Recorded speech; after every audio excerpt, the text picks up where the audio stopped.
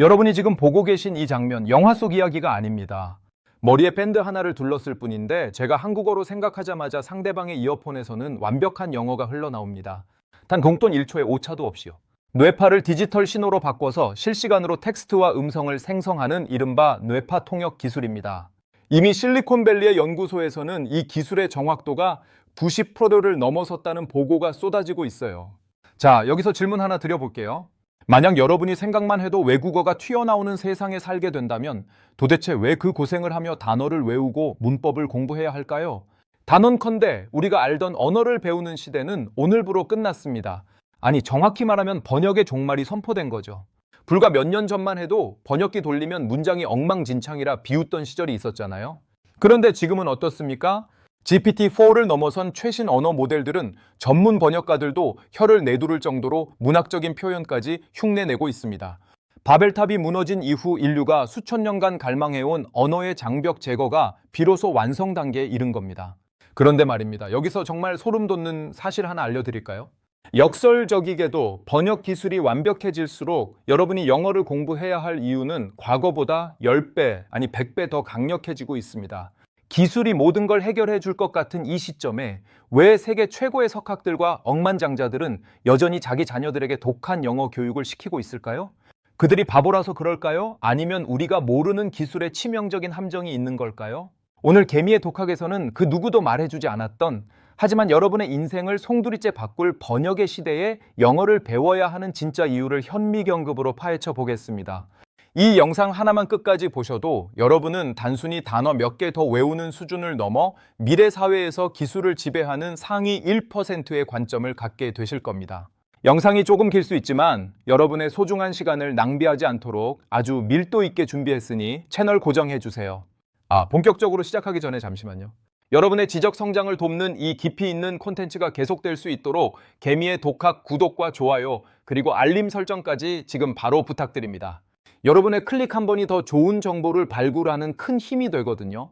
자, 그럼 인류 역사상 가장 편리하면서도 가장 위험한 기술, 실시간 뇌파 통역의 실체부터 바로 파고 들어가 보죠. 방금 말씀드린 뇌파 통역 기술, 이게 단순히 말을 옮기는 수준이 아니에요. 여러분의 뇌에서 언어를 담당하는 영역인 브로카 영역과 베르니케 영역의 전기 신호를 직접 읽어내는 방식입니다. 예를 들어 제가 배고프다라고 생각하면 우리 뇌는 특정 패턴의 파동을 만들어내거든요. AI는 이 파동을 수억 번 학습해서 이게 hungry라는 의미라는 걸 단숨에 파악합니다.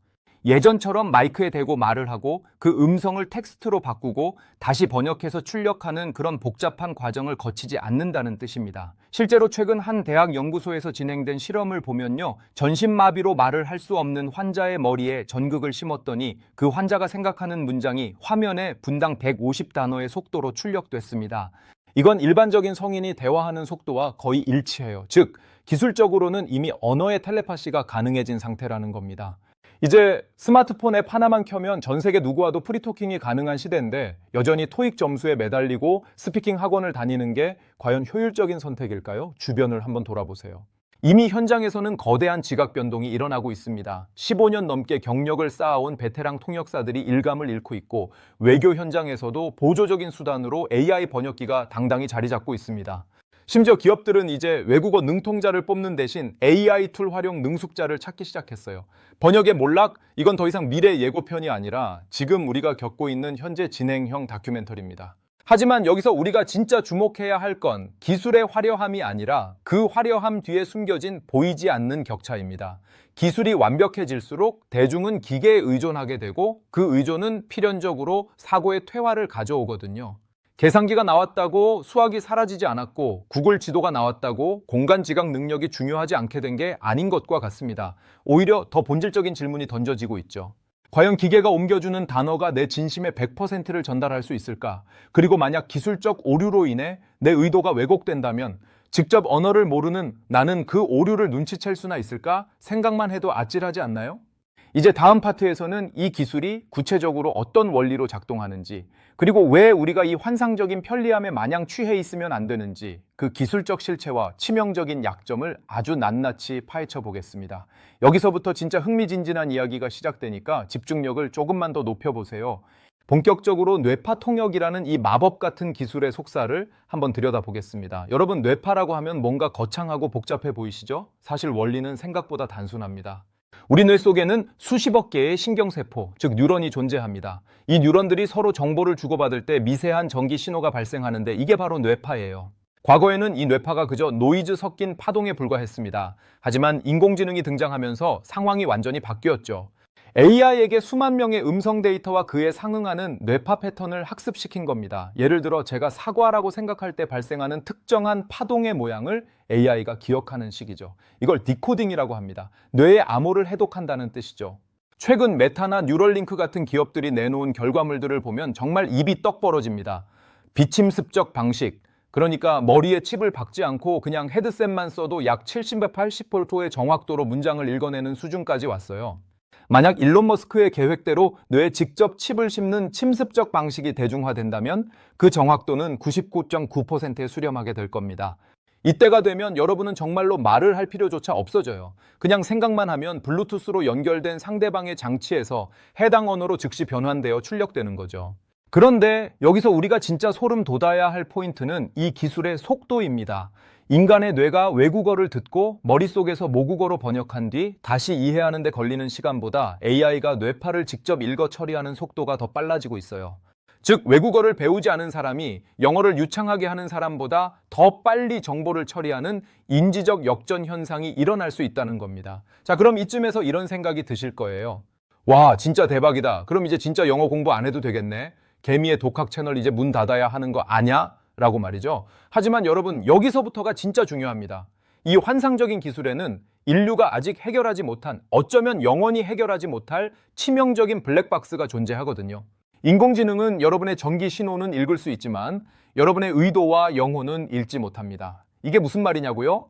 예를 들어 여러분이 비즈니스 미팅에서 상대방의 제안이 마음에 들지 않아 약간 비꼬는 투로 Oh, that's a great idea 라고 말했다고 칩시다. 뇌파 통역기는 여러분의 뇌에서 great라는 단어에 반응하는 신호를 포착하고 아주 정직하고 기계적인 목소리로 그것은 아주 좋은 생각입니다 라고 전달할 겁니다. 상대방은 여러분이 찬성하는 줄 알고 계약서를 내밀겠죠.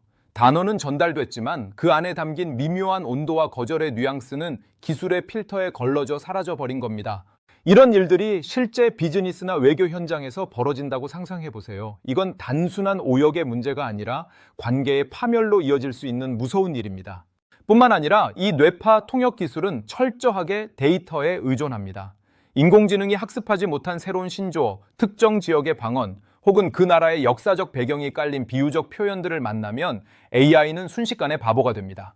가장 그럴싸한 단어를 골라내긴 하겠지만 그건 여러분이 하고 싶은 진짜 말이 아니라 AI가 통계적으로 추측한 가짜 말일 확률이 높다는 거죠. 결국 기술이 고도화될수록 우리는 이런 딜레마에 빠지게 됩니다.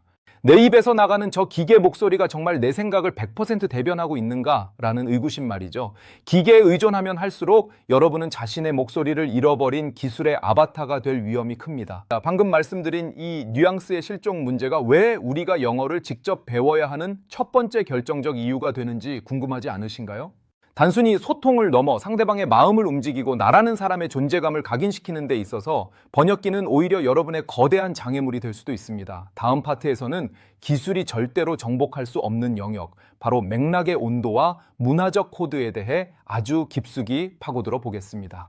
우리가 왜 번역기라는 고성능 휠체어를 타는 대신 스스로 걷는 법을 배워야 하는지 그 진짜 이유를 확인하시면 무릎을 탁 치게 되실 거예요. 자, 이제 기술의 화려한 껍데기를 한 껍을 벗겨내고 그 알맹이를 들여다볼 차례예요. 여러분 혹시 이런 경험 없으세요? 분명히 번역기는 완벽하게 해석해 줬는데 상대방 표정은 묘하게 굳어버리는 상황 말이죠. 왜 그럴까요? 바로 언어에는 맥락의 온도라는 게 존재하기 때문이에요. 언어학자 에드워드 홀은 문화를 크게 두 가지로 나눴어요. 바로 고맥락 문화와 저맥락 문화죠. 우리 한국어는 대표적인 고맥락 언어예요. 거시기 있잖아 그거 라고만 해도 찰떡같이 알아듣는 게 우리거든요. 반면 영어는 상대적으로 저맥락 언어에 속합니다. 명확하고 직접적인 표현이 중요하죠. 그런데 인공지능이 이 두 문화 사이의 거대한 골짜기를 완벽하게 메울 수 있을까요? 결론부터 말씀드리면 아니요, 불가능에 가깝습니다. 예를 하나 들어볼게요. 비즈니스 협상 중에 상대방의 무리한 요구를 합니다. 이때 여러분이 완곡하게 거절하고 싶어서 그 부분은 조금 더 검토가 필요할 것 같습니다 라고 말했어요. 한국인끼리는 이게 안 하겠다는 뜻인 걸 다 압니다. 그런데 번역기는 이걸 아주 정직하게 We need more time to review this 라고 옮겨버려요. 그럼 상대방은 어떻게 생각할까요? 아, 시간을 좀 더 주면 긍정적으로 검토하겠구나 라고 오해하게 됩니다. 결국 며칠 뒤에 더 큰 압박이 돌아오고 관계는 파토가 나버리죠. 이게 바로 데이터가 읽지 못하는 침묵의 언어입니다. 기계는 문장 뒤에 숨겨진 망설임, 눈빛의 흔들림, 그리고 그 나라의 역사와 문화가 녹아있는 정서를 수치화할 수 없어요. 단어는 옮길 수 있어도 그 단어가 품고 있는 공기는 복사할 수 없다는 뜻이에요. 더 심각한 건 농담과 비유예요. 여러분, 유머는 고도의 지능적 활동이자 문화적 공감대의 정점입니다. 영미권에서 즐겨 쓰는 sarcasm, 즉 반어법적인 비꼬문 번역기에 들어가는 순간 재앙이 됩니다. Nice job! 이라는 말이 정말 칭찬인지 아니면 사고를 친 부하 직원에게 던지는 독설인지 AI는 구분하기 어려워요. 만약 여러분이 직접 영어를 이해하지 못하고 번역기의 목소리만 듣고 있다면 상대방이 나를 비웃고 있는데도 헤헤거리며 웃고 있는 바보 같은 상황이 연출될 수도 있는 겁니다. 자, 여기서 오해와 진실 하나 짚고 넘어갈까요? 많은 분이 나중에 AI가 감정까지 학습하면 해결되는 거 아냐? 라고 묻습니다. 하지만 감정은 학습할 수 있어도 관계는 학습할 수 없어요. 언어는 단순히 정보를 전달하는 매개체가 아니라 나와 너 사이에 신뢰를 쌓는 과정이거든요. 여러분이 소개팅에 나갔다고 상상해 보세요. 상대방이 태블릿 PC를 들고 나와서 잠시만요, 제 진심을 번역기로 돌려볼게요 라고 한다면 그 사람에게 매력을 느끼겠어요? 아마 정 떨어져서 바로 집에 가고 싶을걸요? 비즈니스도 친구 관계도 마찬가지입니다. 기계의 목소리를 빌려 말하는 사람에게서는 인간적인 매력도 진정성도 느낄 수 없습니다. 결국 영어를 배운다는 건 단순히 단어의 뜻을 외우는 게 아니라 그 나라 사람들의 사고방식과 유머 코드, 그리고 그들이 세상을 바라보는 온도를 체득하는 과정이에요. 번역기가 100%의 정확도로 문장을 옮겨주는 시대가 와도 직접 소통하는 사람이 가진 그 미묘한 한 끗 차이의 권위는 절대로 뺏어올 수 없다는 거죠. 자, 이제 슬슬 본론의 심장부로 들어가 볼까요? 지금까지는 소통의 기술적인 측면을 말씀드렸다면 이제는 좀 더 무서운 이야기를 해보려고 합니다. 바로 정보의 권력에 대한 이야기예요. 번역기가 우리를 똑똑하게 만들어주는 것 같죠? 천만에요. 오히려 우리를 정보의 노예로 만들 수도 있습니다. 다음 파트에서는 왜 번역기에 의존하는 사람이 정보 전쟁에서 절대로 이길 수 없는지, 그리고 왜 상위 1%가 여전히 1차 자료를 영어로 직접 읽는지에 대한 충격적인 진실을 파헤쳐 보겠습니다.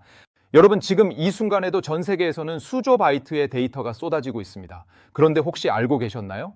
인터넷상에 존재하는 정보의 약 60% 이상이 영어로 되어 있다는 사실을요. 한국어 정보량은 고작 0.6% 수준에 불과합니다. 산술적으로만 따져도 영어를 할 줄 아는 사람과 모르는 사람은 100배가 넘는 정보의 바다 차이를 느끼며 살고 있는 거예요. 자, 여기서 어차피 번역기가 다 번역해 주는데 무슨 상관이야 라고 생각하실 수도 있습니다. 하지만 여기서 바로 정보의 권력 격차가 발생합니다. 여러분이 번역기를 통해 접하는 정보는 필연적으로 시차가 발생할 수밖에 없거든요. 인공지능이 데이터를 학습하고 누군가가 그 정보를 인용해서 번역 툴에 넣고 다시 우리말로 출력되는 그 과정 말입니다. 특히 최첨단 기술, 금융, 과학, 예술 분야의 핵심 정보들은 1분 1초를 다툽니다. 실리콘밸리의 최신 논문이나 월스트리트의 긴급 리포트가 나왔을 때 그걸 직접 영어로 읽고 즉각적으로 반응하는 사람과 번역기가 다듬어준 문장을 기다리는 사람의 수익률과 성취도는 하늘과 땅 차이일 수밖에 없어요. 이건 단순히 느리다의 문제가 아니라 정보의 선점 문제이기 때문입니다. 더 무서운 건 정보의 왜곡과 편향입니다. 인공지능 번역기는 기본적으로 확률 모델이에요. 가장 정확한 의미를 찾는 게 아니라 통계적으로 가장 그럴싸한 단어를 골라내는 겁니다. 이 과정에서 원문이 가진 날카로운 통찰이나 저자의 미묘한 의도가 뭉툭하게 깎여나가는 경우가 허다합니다. 소위 말하는 할루시네이션, 즉 인공지능의 환각 현상이 번역 과정에서도 일어나거든요. 원문에는 없는 내용을 그럴듯하게 지어내거나 중요한 단어를 슬쩍 빠뜨려도 영어를 모르는 우리는 그걸 검증할 방법이 전혀 없습니다. 결국 번역기에만 의존하는 사람은 정보의 소비자는 될 수 있어도 절대 생산자나 리더가 될 수는 없습니다. 남이 씹어서 넘겨주는 음식만 먹는 격리가요. 스스로 식재료를 고르고 요리하는 능력이 없으면 상대방이 상한 음식을 줘도 모르고 받아먹게 되는 겁니다. 성공한 자산가들이나 글로벌 CEO들을 보세요. 그들이 바빠서 번역기를 쓸 줄 몰라 영어 원서를 읽을까요? 아닙니다. 정보의 순도를 지키기 위해서예요. 1차 사료를 직접 읽었을 때 느껴지는 그 행간의 의미, 저자의 숨소리까지 읽어내는 직관은 오직 직접 언어를 이해하는 사람만이 누릴 수 있는 특권입니다. 이렇게 정보의 질이 삶의 질을 결정하는 시대에 영어를 할 줄 안다는 건 단순히 말을 잘한다는 의미를 넘어섭니다. 그것은 남들보다 앞서가는 눈을 가지는 것이고 세상의 진실을 필터 없이 바라볼 수 있는 권력을 갖는 거예요. 그런데 영어를 배워야 하는 이유는 여기서 끝이 아닙니다. 더 놀라운 사실은 영어를 공부하는 과정 자체가 여러분의 뇌 구조를 물리적으로 변화시킨다는 거예요. 여러분의 지능과 사고의 유연성을 폭발적으로 늘려주는 뇌 가소성의 비밀, 궁금하지 않으신가요? 다음 파트에서는 영어가 어떻게 우리의 지능을 업그레이드 하는지 과학적인 근거를 가지고 설명해 드릴게요. 자, 이제 여러분의 머릿속을 시원하게 긁어줄 과학적인 이야기를 좀 해볼게요. 영어를 배우면 머리가 좋아진다 라는 말 들어보셨죠? 이게 단순히 공부를 열심히 해서 생기는 기분 탓이 아닙니다. 뇌과학적으로 증명된 사실이에요. 우리 뇌에는 가소성이라는 놀라운 성질이 있거든요. 자극을 주는 대로 뇌의 물리적인 구조가 변한다는 뜻이죠. 여러분이 새로운 언어, 특히 한국어와는 구조가 완전히 다른 영어를 배울 때 우리 뇌에서는 어떤 일이 벌어질까요? 단순히 단어 암기하는 수준을 넘어서 뇌의 전두엽과 측두엽 사이의 신경망이 폭발적으로 연결되기 시작합니다. 이중 언어 사용자, 즉 바이링구얼의 뇌를 MRI로 찍어보면요. 모국어만 사용하는 사람보다 뇌의 회백질 밀도가 훨씬 높고 백질의 무결성이 뛰어나다는 연구 결과가 수두룩합니다. 한마디로 뇌의 데이터 처리 도로가 8차선, 16차선으로 확장되는 거예요. 여기서 아주 흥미로운 가설 하나를 소개해 드릴게요. 바로 사피어워프 가설인데요. 우리가 사용하는 언어가 우리의 사고방식을 결정한다는 이론입니다. 한국어는 관계와 예절, 감정을 중시하는 구조라면 영어는 주어와 동사를 명확히 밝히고 결론부터 내뱉는 논리 중심의 구조를 가지고 있죠. 영어를 배우는 순간 여러분은 세상을 바라보는 또 하나의 렌즈를 얻게 되는 겁니다.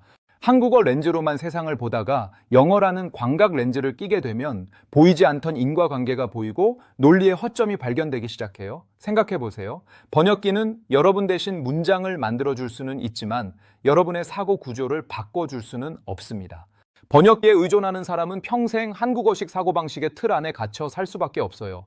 하지만 직접 영어를 구사하는 사람은 상황에 따라 사고의 스위치를 전환할 수 있습니다.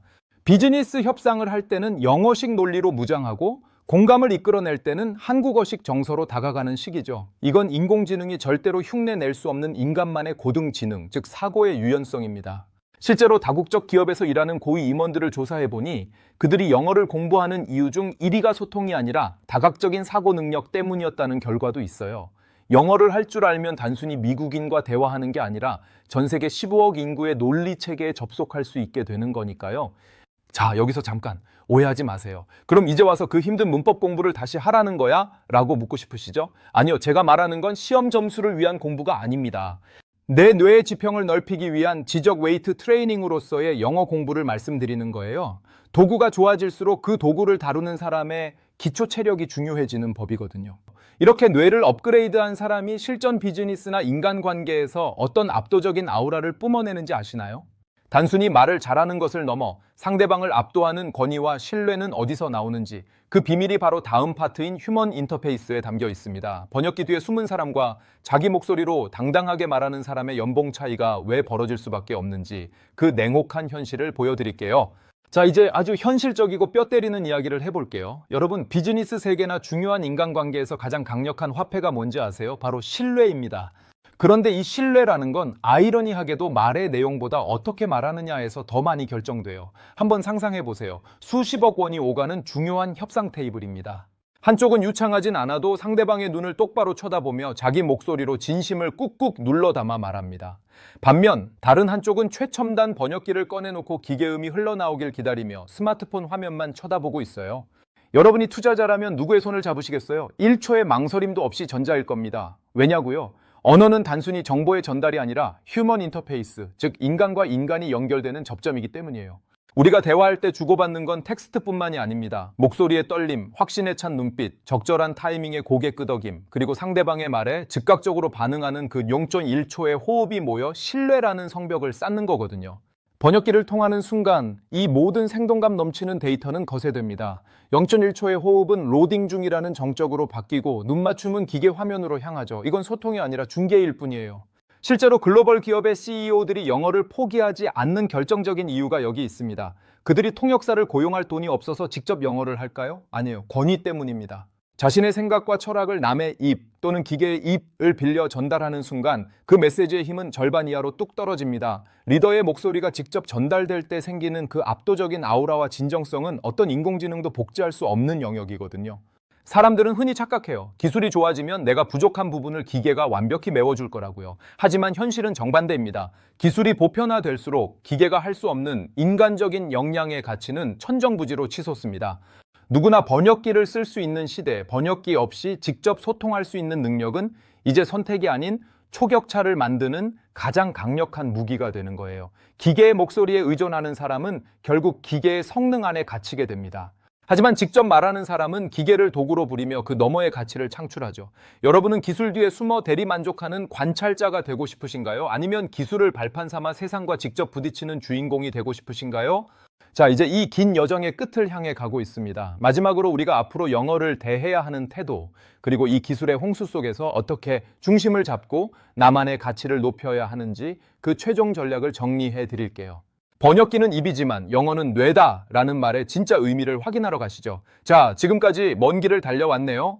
이제 우리가 마주한 이 거대한 변화의 파도 앞에서 어떤 선택을 해야 할지 그 최종 결론을 내릴 시간이에요.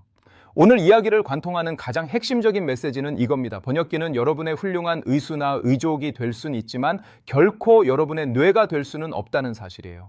미래의 영어 공부는 더 이상 단어를 머릿속에 집어넣는 생존형 암기가 되어서는 안 됩니다.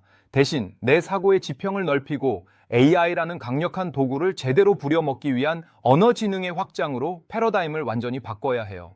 인공지능이 아무리 똑똑해져도 결국 그 AI에게 어떤 질문을 던지고 어떤 문맥으로 지시를 내릴지 결정하는 건 오직 인간의 언어 능력에 달려 있거든요. 영어를 직접 이해하고 구사하는 사람은 AI가 내놓은 결과물의 오류를 단번에 잡아내고 더 정교하게 다듬어서 나만의 독창적인 가치를 만들어낼 겁니다. 하지만 기술에만 의존하는 사람은 AI가 주는 정보가 정답인 줄만 알고 그대로 받아먹는 지식의 수동적 소비자로 전락하고 말겠죠. 자, 오늘 내용을 딱 세 줄로 요약해 드릴게요. 첫째, 기술은 단어를 옮기지만 인간은 맥락과 온도를 전달한다. 둘째, 1차 정보에 필터 없이 접근하는 능력은 미래 사회의 가장 강력한 권력이다. 셋째, 영어 공부는 뇌의 물리적 구조를 변화시켜 사고의 유연성을 극대화하는 최고의 지적 훈련이다. 이제 여러분께 당장 실천할 수 있는 가이드를 하나 드릴게요. 오늘부터 번역기를 쓰지 말라는 게 아닙니다. 오히려 적극적으로 쓰세요. 다만 번역기가 내놓은 결과물을 보면서 왜 이렇게 번역했을까? 라고 한 번만 더 의문을 가져보세요. 그리고 원문과 번역본을 대조해보며 그 미묘한 뉘앙스의 차이를 느껴보려고 노력하는 겁니다. 그 작은 호기심이 여러분의 언어 지능을 깨우는 첫걸음이 될 거예요. 결국 미래는 기술을 가진 자의 것이 아니라 기술을 지배하는 자의 것입니다. 번역기라는 편리한 도구에 내 언어적 주권을 통째로 넘겨주지 마세요. 내 목소리로 직접 말하고 내 머리로 직접 생각할 때 비로소 우리는 기계가 넘볼 수 없는 독보적인 존재가 될 수 있습니다. 자, 오늘 준비한 내용은 여기까지예요. 인류가 바벨탑의 저주를 풀기 위해 기술을 발전시켰지만 역설적으로 그 기술 덕분에 인간 본연의 소통 능력이 얼마나 소중한지 깨닫게 되는 시대를 우리는 살고 있습니다. 여러분의 영어 공부가 단순히 점수를 따기 위한 고통이 아니라 세상을 보는 눈을 넓히는 즐거운 여행이 되기를 진심으로 응원합니다. 오늘 영상이 여러분의 생각에 작은 균열을 내고 새로운 영감을 주었다면 개미의 독학 채널 구독과 좋아요, 알림 설정 잊지 마시고요. 여러분의 소중한 의견을 댓글로 남겨주시면 저에게 큰 힘이 됩니다. 그럼 저는 다음 영상에서 더 깊이 있고 유익한 지식으로 돌아오겠습니다. 지금까지 개미의 독학이었습니다. 감사합니다.